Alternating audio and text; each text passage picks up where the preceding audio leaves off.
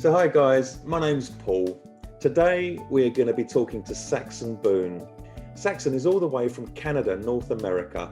Can you please introduce yourself? My name's Saxon. I'm from London, Ontario, Canada. I'm autistic. I have ADHD, and I also have a condition called PCOS, which is polycystic ovarian syndrome. Can you tell me a little bit more about polycystic ovarian syndrome, please, or PSOC? Pretty self-explanatory. You have poly, which is multiple cysts on your ovaries. They can affect everybody in a number of different ways. For me, I get really bad cramping, even outside of my periods. I also experience different hormones. I get excess amounts of androgen or testosterone, which has to be managed through medication. Otherwise, it kind of makes everything go a little bit haywire. Is that something that you've had for many years now, or is that something that's just recently come on? It's something that runs in my family. I believe we got that checked out when I was kind of a older teenager, young adult, because we had a feeling it was probably in the family line. Is it something you have to get regular treatment for?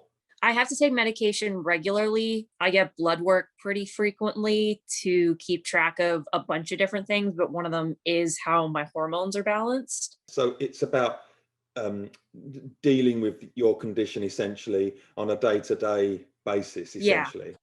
How does the autism and ADHD or and anxiety, how does that all kind of cross over? Does that all impact, does one impact the other? Oh, absolutely. With my ADHD, I know I can get very irritable and impatient. And then again, with excess androgen, it can really kind of aggravate that further, which I don't like because I don't like to be an irritable person. I don't want to be very short with people. I like to try to be as nice as I can, but sometimes it just kind of flares and I get really frustrated. With time, have your conditions got any easier? I definitely think I've had to learn a lot of my own coping strategies because for a good chunk of my life, when I was first diagnosed, I was refused a lot of accessibilities. Such as? Well, when I was first diagnosed, they just straight up told my mom they didn't believe I was autistic. They just thought I was a problem child. So it wasn't until I left elementary school and got into high school that I actually started getting proper accessibilities and help. And it was through partially through them, but definitely a lot of my own work in just kind of learning how to cope and manage and how to engage better in my own way. Were you diagnosed for any of the conditions you have? I have been diagnosed with PCOS. I am diagnosed with autism and I am diagnosed with ADHD. Was that something that you had to wait a long time for? Definitely getting those diagnosed as autistic took a while because that's obviously a very difficult diagnosis to officially achieve because there's so much going on with it and there's so many different symptoms. That took, I want to say, at least 5 years when I was a lot younger. The ADHD has been in the process for about a year now. I only recently got that diagnosis. By recognizing that you have a condition, does that then help you dealing with it? Oh, absolutely. And I think that is kind of related to being autistic, that I like an order with things. Having a name for something really gives me a peace of mind. Because it's giving you an answer essentially, and that helps you come to terms with it.